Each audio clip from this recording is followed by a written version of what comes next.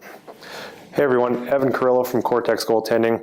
I just wanted to draw out a graph that's actually appearing in an article called Let's Talk About Flinching. I'll leave a link to it below in the description to give this some context, but let's run through this really quick to see what's going on here. So my main goal was just to try and describe the relationship between the situational consequence and the situation that a goalie's in and their perceived potential for physical threat and how those interact and override each other to explain why a goalie might flinch in some situations, but then 10 minutes later, given the situation of a game, they might be okay and they might be willing to stick their head in front of a shot, whereas earlier in warm-up they're kind of flinching on a lot of shots from their teammates. So let's get started here. This is broken down into 6 different categories, 6 different situations. So the first one is a mid-season practice with new gear.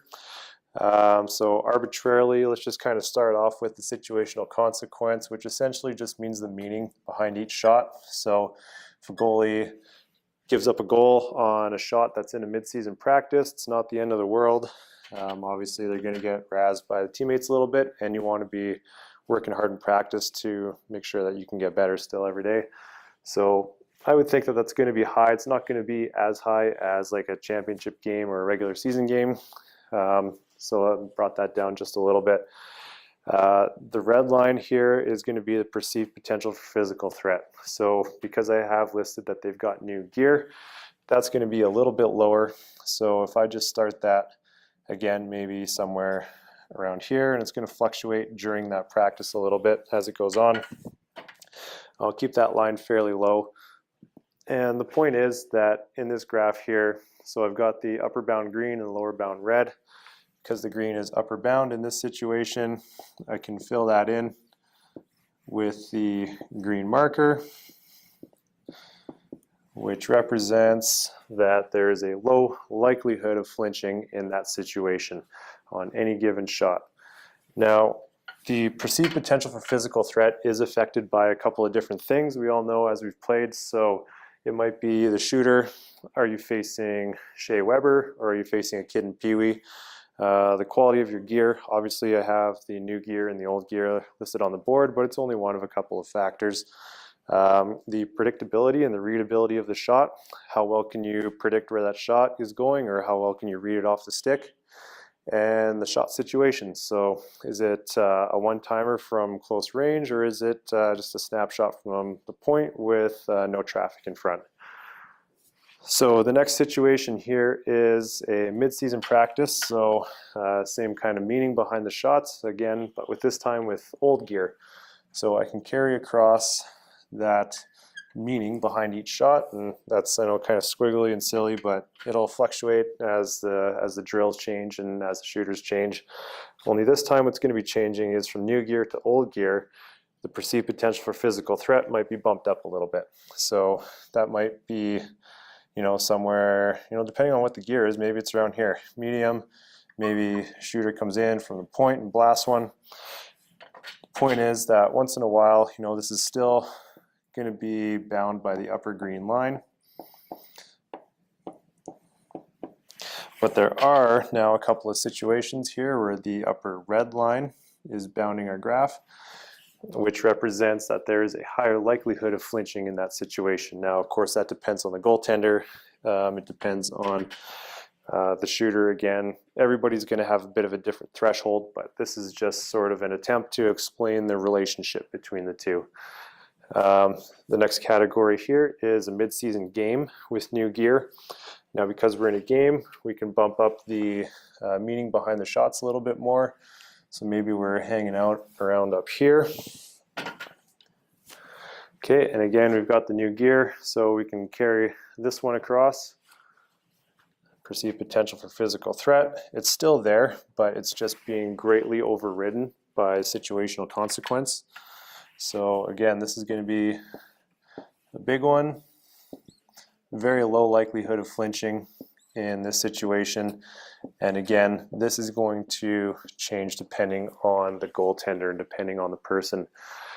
Let's move across now to the mid-season game with old gear. So again, we can carry the mid-season game, meaning behind each shots. And the old gear, so let's carry that across from this one. maybe we're up in here somewhere. Okay, now again, you'll see that this is still bound by the upper green line and the lower red line, but our area has gone from here to here. It shrunk considerably, which again, I'm theorizing that the size of the area has something to do with the likelihood of a goaltender flinching up until it gets to that certain threshold where the red actually overrides the green, and there's now a higher likelihood of a goaltender flinching. Let's move on to a championship game. So I'm just going to assume that the meaning behind each shot is quite a bit higher. So, with any given shot, it might mean the difference between a win or a loss, gold medal, silver medal, Stanley Cup, or nothing at all. The perceived potential for physical threat here, again, it still exists. We are still human. If we look at, your gear is in good shape, it's going to be maybe down here somewhere. And again, you can see that this is going to be a huge area of green, and I don't recall a lot of goaltenders flinching in a game like this, a championship game where there's a lot on the line. Now we can try and contrast that, and this is my attempt to contrast this situation as much as possible. So I just tried to think of the most threatening situation I could for a goaltender. The context would be maybe June or July or something like that. You're in the off season. Your buddies rented some ice and they would just strictly want to work on their one-timers. So you agreed to say yes for some reason and be their target. So we go out there. There's very little meaning behind each shot, whether or not they score. They might cheer, give you a bit of a rough time once in a while, but essentially it means nothing. We're not expected to stop 96% of the one-timer shots from close range. They're difficult to read. The puck's moving extremely quick. So low meaning essentially behind each shot. And perceived potential for physical threat is, again, I just tried to think of the most threatening situation that I could. And, I'd say that that's going to be a little bit higher, even if you call it a medium. It might be up in here somewhere. Might drop down there once in a while. But again, now we can see that the red line is our upper bound, meaning that there is a higher likelihood that the goaltender is going to flinch in that situation, except for that little shot right there. So this is just an initial attempt to try and explain and sort of find a link between the meaning behind each shot, the situational consequence, and how the goaltender perceives that shot to be physically threatening. Why goaltenders sometimes flinch in some situations, but then 10 minutes later, you see nothing and they're willing to stick their head in front of a shot to make a save. Again, just a first attempt at it. Feel free to comment below, send me an email. Let's start the discussion on this a little bit. Thanks for watching and see you guys later.